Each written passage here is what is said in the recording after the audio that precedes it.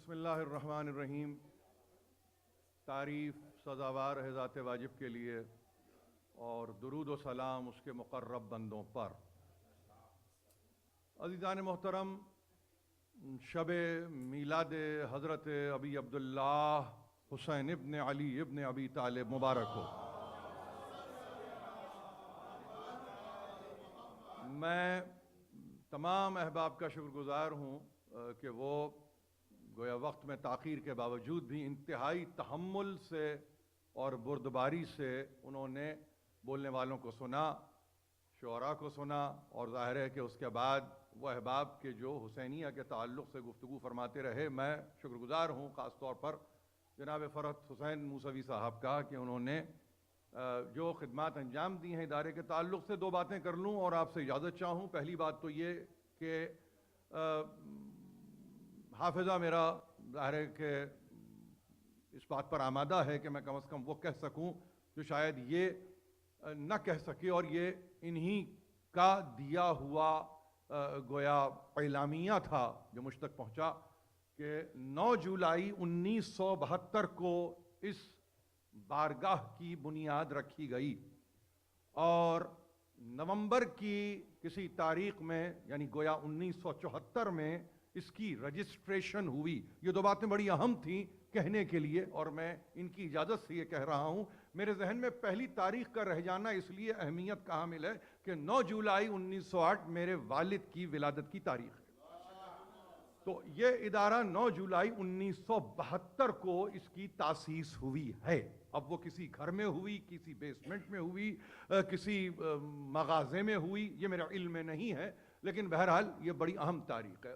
دوسری بات یہ اس تاریخ کے توسط سے اپنے سننے والوں کو متوجہ کرنا چاہتا ہوں کہ میں آج کی تقریر میں، آپ نے سب کو آج سنا، آئندہ 3 روز آپ مجھے سنیں گے، لیکن آج کی حد تک صرف یہ کہنا چاہوں کہ دیکھیے ایک ادارہ ہے اور اس ادارے نے اپنے 50 برس مکمل کیے ہیں، مگر ایک بات کو یاد رکھیے کہ میں یہاں پر کھڑے ہو کر اس کے 50 برس کے تعلق سے جو بھی تقریبات آپ کرنا چاہیں اب سے لے کر یعنی گویا کسی نومبر تک تو مسلسل کیجئے، میں سمجھیے کہ اس کے انآگریشن کا اعلان کر رہا ہوں۔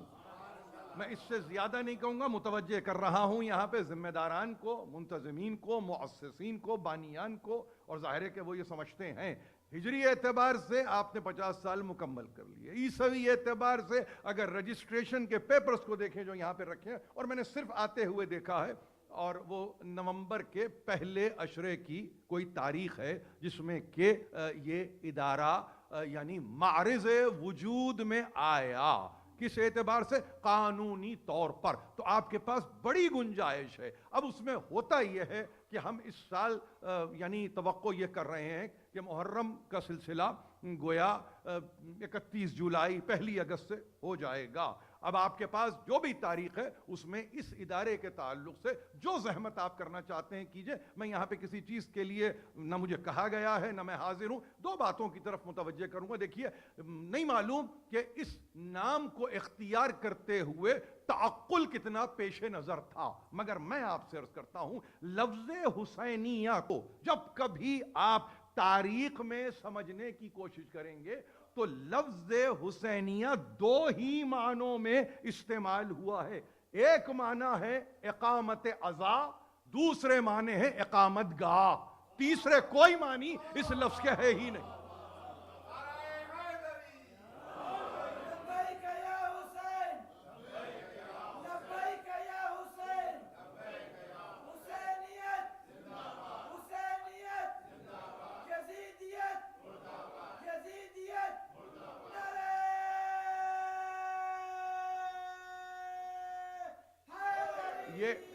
یہ اعجاز ہے، یہ اسم تانیث ہے۔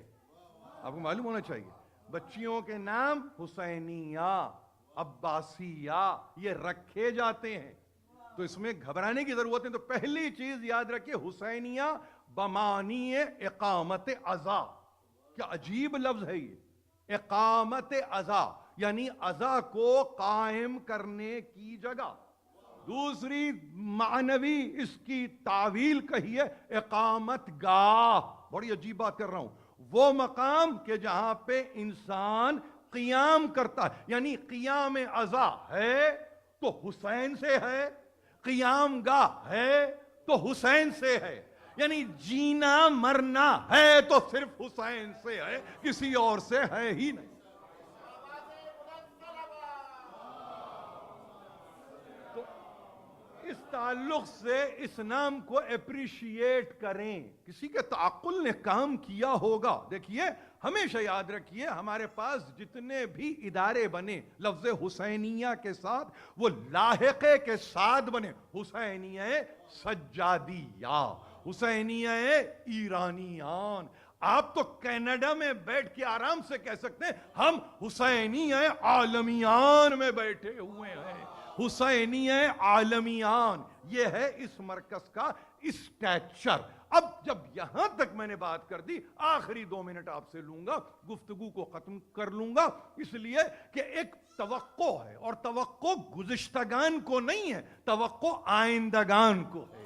اگر آئندگان کو توقع ہے تو برنامہ ایسا تشکیل دیجئے جس کے نتیجے میں اٹھتے اٹھتے، گزرتے گزرتے، جاتے جاتے، مرتے مرتے کم از کم آئندگان کے حوالے کچھ ایسی چیزوں کو کر جائیے کہ جس میں کم از کم دل تو مطمئن ہو، روح تو پرسکون ہو کہ ہاں ہم کچھ دے گئے ہیں. اور اگر ہم دے گئے ہیں تو ظاہر ہے کہ جس کو دے رہے ہیں تو وہ ثواب ایسا ہے جو مسلسل جاری و ساری ہے. آپ نے عزا کے سلسلے کو دیا اور ایسے دیا کہ عزا کو آپ ادا کی منزل پر لے کر آئے. عزا کو آپ نے ادا کیا ہے، آپ نے ادا کیا ہے. آپ نے نہ اس کو قصر کیا نہ آپ نے اس کو قضا کیا، آپ نے اس کو ادا کیا ہے. جس چیز کو آپ ادا کرتے ہیں تو اتنے خلوص سے ادا کیجئے کہ آنے والی نسل اس کو جب اٹھائے، اس بار کو اٹھائے، تو پھر وہ نقاہت محسوس نہ کرے، وہ ناتوانی محسوس نہ کرے، بلکہ وہ کہے حسینی بار کو حیدری عزم سے اٹھائیں گے اور قیامت تک اس کو لے کے چلے جائیں گے.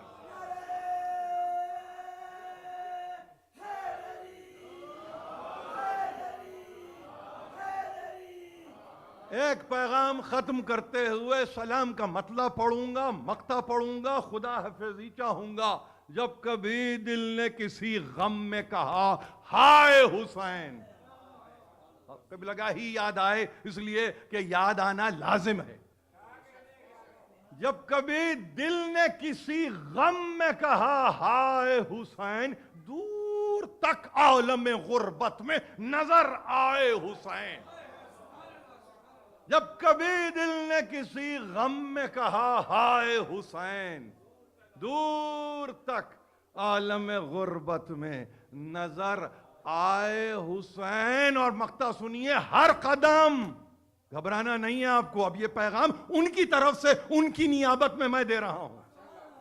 ہر قدم دشمن تازہ سے الجھنا ہے رشید. یہ آئندہ 50 برس ہیں آپ کے.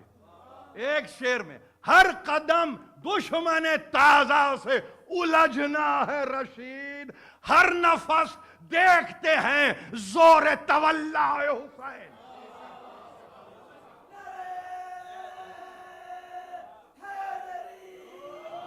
یہ میرا پیغام، یہ آئندگان کے لیے یہ میرا پیغام ہے جس کو میں نے اپنے اسلاف سے پایا ہے، اپنے اخلاف میں منتقل کر کے جا رہا ہوں. اور قدم دشمن تازہ سے الجھنا ہے رشید. یہ کہانی ختم نہیں ہوگی، لیکن قوت کہاں سے لوگے؟ ہر نفس دیکھتے ہیں زور تولا حسین.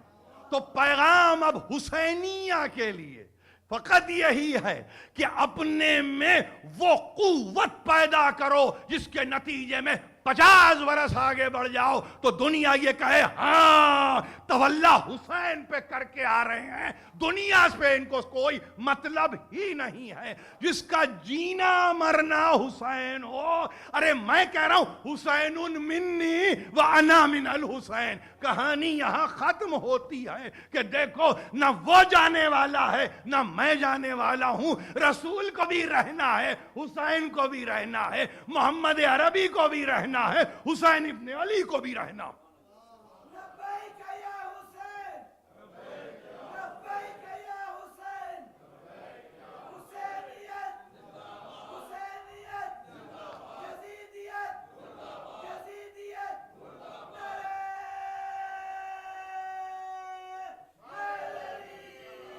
गुफ्तगू को खत्म करता हूं सिर्फ ये कहते हुए उसी आयत को देखिए, हमेशा याद रखिए, दुआ इब्राहिम पे खत्म कर रहा हूं और ये मेरे सरनामे में आइंदा 3 रोज सुनेंगे आप। रब्बना इन्नी अस्कनतु मिन ज़ुर्रियती बिवादिन गैरि ज़ी ज़रइन इंद बैतिकल मुहर्रम रब्बना लियुकीमुस्सलात फजअल अफ़इदतम मिनन्नास तहवी इलैहिम वर्ज़ुक़हुम मिनस्समराति लअल्लहुम यशकुरून।